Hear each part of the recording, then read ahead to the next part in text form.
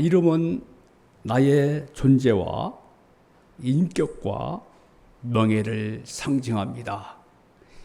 What is your name? 내 이름이 뭐야? 이것은 단순히 자기 이름이 아니라 인격입니다. 자기 존재입니다. 가치죠. 또 명예입니다.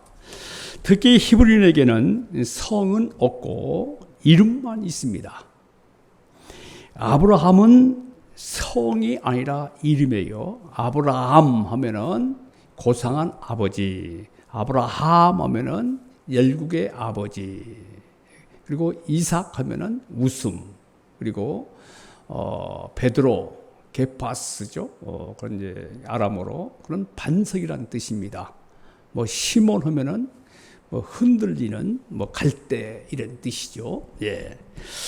그 예수란 자기 백성을 그들의 죄에서 구원할 자다. 그러니까 구원자, 세비어란 뜻이죠. 지저스 세비어. 예.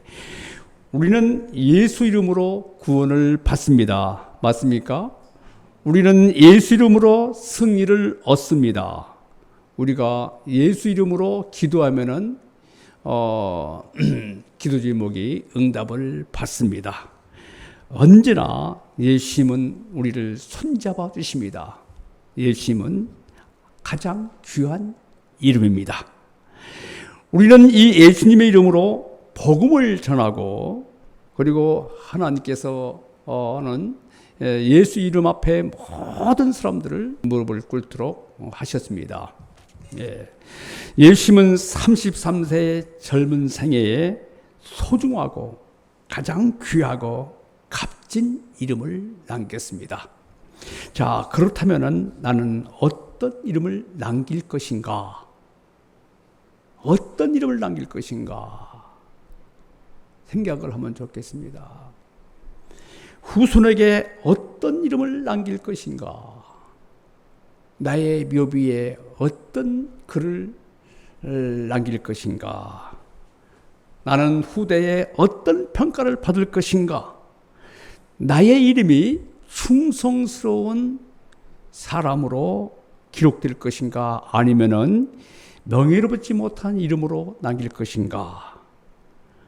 우리는 명예로운 이름, 그리고 후대의 길이 빛나는 이름, 모든 사람에게 본을 보여주는, 그래서 칭찬 듣는 좋은 이름을 남기고 갔기를 기도합니다. 아멘. 첫째, 좋은 이름이 좋은 기름보다 낫다. 7장 1절 후반절입니다.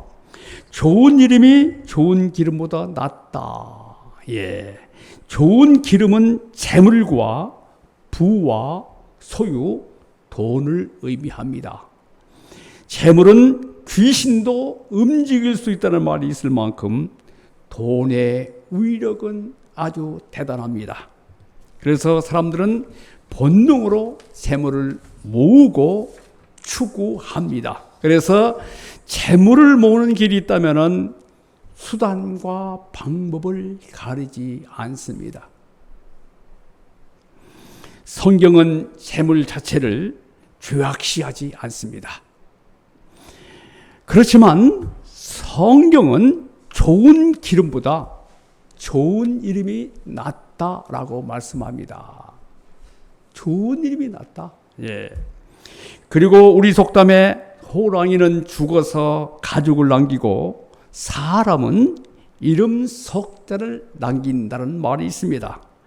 따라서 우리는 짧은 생애에 어떤 이름을 남길 것인가? 내가 좋은 이름을 남길 것인가? 내가 어떤 인격과 어떤 존재로 이름을 남기고 갈 것인가? 재물을 추구하는 것보다 좋은 이름을 남기는 것이 가치고 보배롭다. 성경이 이렇게 말씀하고 있습니다. 특히 크리스천들에게 중요한 것은 하나님 앞에서 어떤 이름을 갖느냐가 중요합니다. 우리는 매일 자신에 대해서 물어야 됩니다. 내가 좋은 기름을 취하고 있는가? 아니면은 좋은 이름을 남기기 위해서 살고 있는가? 노벨상을 만든 노벨이 값진 삶을 살게 된 일화가 있어요. 노벨의 형이 죽었습니다. 그런데 신문기사는 노벨이 죽은 것으로 알고 이런 기사를 실었습니다. 죽음의 상인 사망하다. 다이너마이트를 만들어가지고 거부가 되는데, 다이너마이트는 사람을 죽이는 거 아니겠어요? 그렇게 평가가 됐어요. 그 기사를 보고 큰 충격을 받았습니다. 그는 나에 대한 사람들의 평가는 단지 돈 많은 사람, 죽음의 다이너마이트를 팔아가지고 부자가 된 정도로 알려져 있었던 거예요. 자기 형이 죽었는데 자기가 죽은 거를 이제 기사하는 거예요. 그는 이제 내가 죽었을 때, 저 사람은 위대한 삶을 살았다, 이런 평가를 받아야 되겠다고 결심합니다. 그래서 그는 다이너마이트를 팔아가지고 많은 돈을 모은 것을 가지고 다 인류를 위해서 훌륭한 삶을 사는 사람들에게 상을 줘야겠다 해가지고 노벨상을 다 기부를 했어요. 기부했습니다. 이로써 그는 후대에 좋은 이름을 남겼습니다. 우리는 좋은 기름보다도 좋은 이름을 남기고 갈 수 있어야 하겠습니다. 이런 다짐을 해야겠습니다. 아멘입니까? 예. 둘째로, 잔치집에 가는 것보다 초상집에 가는 것이 낫다. 우리는 본능으로 초상집보다 즐겁게 노는 잔치집에 가기를 좋아합니다. 초상집에는 조전을 치고 잔치집에는 축전을 칩니다. 잔치집 음식은 맛이 있어서 집으로 싸가지고 옵니다. 그런데 초상집의 음식이 아무리 맛이 있어도 가지고 오는 사람은 아마 한 명도 없을 것입니다. 예. 그런데 성경은 죽는 날이 출생하는 날보다 낫고 초상집에 가는 것이 잔치집에 가는 것이 낫다라고 말씀합니다. 왜 그렇습니까? 우리는 초상집에 다녀오면은 모두가 나도 언젠가 죽겠지, 이렇게 살면 안 되지, 그리고 죽음 저 건너편에 무엇이 있을까, 인생에 대해서 깊이 생각하게 됩니다. 한국에 왔던 외국인 선교사들이 묻힌 양화진에 다녀온 분들은 모두 은혜를 받습니다. 나는 웨스트민스터 사원에 묻히기보다 한국에 묻히기를 원하노라 라는 묘비명을 쓴 헐버트 선교사의 묘지가 있습니다. 그는 남감리계 선교사이자 고종의 애교 밀사로서 일본 침략에 맞서서 싸운 독립운동가이고 선교사입니다. 그는 광복 이후에 이승만 대통령의 초청을 받아가지고 87세의 노구로 한국에 다시 왔다가 여독을 견디지 못하고 쓰러져서 상을 마감했습니다. 그는 순간까지 이 땅에 묻히고 싶다는 유언에 따라서 그 유해는 자기 1살 때 죽었던 쇠던 그 옆에 묻혀 있습니다. 네. 우리는 시끄러운 잔치보다 초상집 가는 것이 낫다는 말씀을 깊이 묵상해가지고 내가 어떤 삶을 살아야 될 것인가 깊이 묵상하면서 살 수 있기를 기도합니다. 셋째는 슬픔이 웃음보다 낫다. 이 또한 역설적이죠.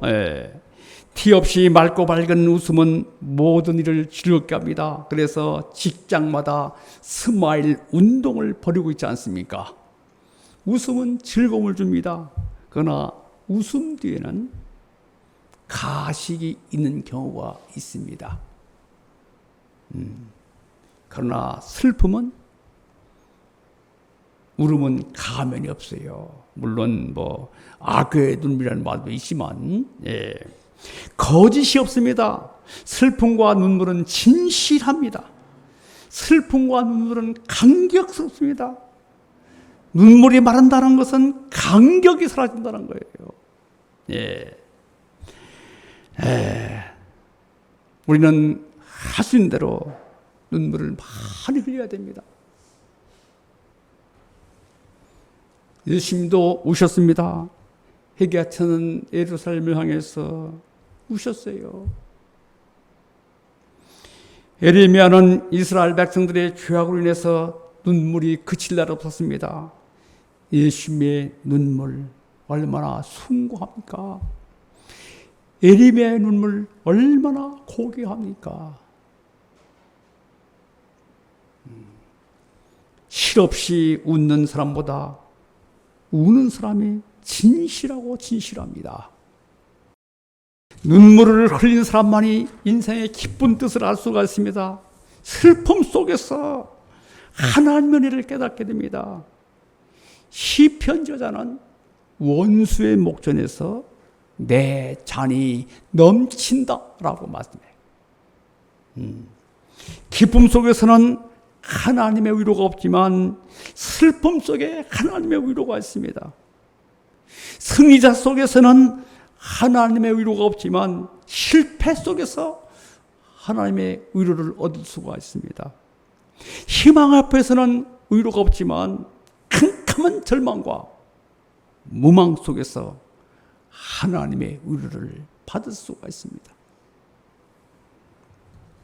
슬픔 속에 아름다움이 있습니다. 이여령 선생은 죽음을 앞두고 눈물 한 방울 6필 원고를 남겼습니다.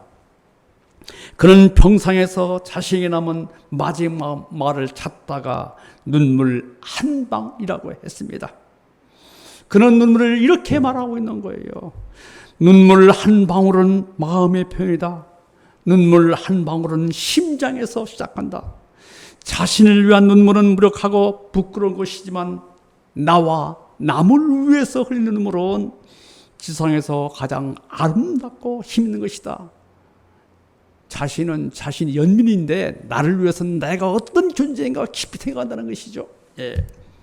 작은 눈물 한 방울은 세상을 위한 희망의 씨앗이다. 세상에서 가장 아름답고 숭고한 눈물 한 방울은 자녀들 모르게 흘리는 부모님의 눈물이다. 네. 네 번째는 책망의 노래보다 낫다. 6장 5절입니다. 6장 5절 읽겠습니다. 시작. 지혜로운 사람의 책망을 듣는 것이 우매한 자들의 노래를 듣는 것보다 나으니라.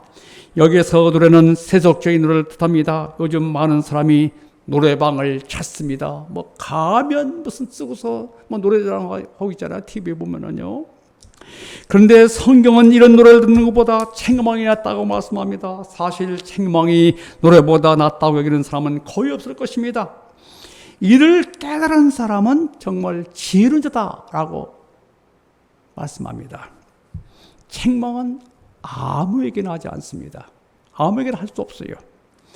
얼굴도 모르는 생명부지의 사람에게 책망하다가는 뺨을 맞고 참 봉변을 당합니다. 관심, 애정을 가질 때만이 책망할 수가 있습니다. 책망할 수 없는 친구는 진정한 친구가 아니에요. 책망할 수 있는 친구라야 진정한 친구입니다. 책망할 수 있는 단계에 이르러야 진정한 친구라고 할 수 있습니다. 책망할 수 있는 단계에 이르지 못했는데도 책망하다가는 오히려 관계성이 파괴되고 피자 상하고 쓴뿌리만 남게 됩니다. 이처럼 책망한다는 것은 어렵습니다. 그러나 진정한 사귐은 잘못을 했다고 할 때 책망할 수 있는 단계에 이르러야 됩니다. 같은 뜻과 같은 소망과 같은 사명을 공유하면서 서로 충고하고 책망하면서 걸어가는 삶이야말로 진정 아름다운 사랑입니다. 지혜자의 책망을 듣는 것이 우매자의 노래를 듣는 것보다 낫다는 것이 성경의 말씀입니다. 예. 예수님의 이름은 가장 아름다운 이름입니다. 우리가 예수님을 사랑하면 좋은 기름보다 좋은 이름이 낫다는 것을 깨닫게 됩니다. 잔치집에 가는 것보다 초상집에 가는 것이 낫다고 얘기하게 됩니다. 슬픔이 웃음보다 낫다. 책망이 노래하는 것보다, 듣는 것보다 낫다. 예. 죄와 죽음이 주는 권세에서 벗어나서 자유를 누리며 빛나는 삶을 살게 되는 것은 바로 예수 이름을 믿는 겁니다. 예수 이름을 사랑하는 거예요. 우리가 예수 이름을 사랑하고 예수 이름을 우리가 즐겨 찾으면은 상처받은 마음이 치료가 되고 우울증이 치료가 됩니다. 유혹하는 삶에서 매력 있는 삶, 기쁨과 영광과 찬양과 기도하는 삶을 살게 됩니다. 우리가 좋은 이름, 예수를 사랑해가지고 좋은 기름보다 좋은 이름을 남기는 아름다운 삶을 살기를 간절히 기도합니다.